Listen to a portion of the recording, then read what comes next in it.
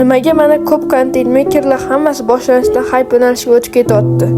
Chunki o'zini mehnat bilan ko'taradigan bo'lsa, o'zi mehnat qilib, video montaj qilib uni qo'yadigan bo'lsa, hech qanaqasi odamlar uni ko'rmaydi ham, like bosmaydi ham, poddersha qilishmaydi.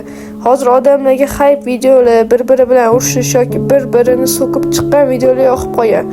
Faqatgina shunaqa videolar og'aynilarga tashlab bo'lay, podpiska bosib, ikkitasini yo to'rttasini so'kish mumkin. Lekin bizdagi o'zini o'yinini ko'rsatib, montaj qilib, unga ideya topib, videosini qo'yadi.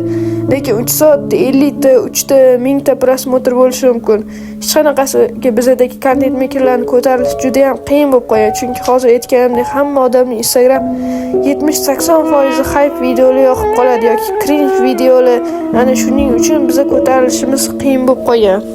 Men sizlardan like bosinglar yoki meni poddersha qilinglar deb so'ramayman. Chunki bu o'zingizlar xohishinglar.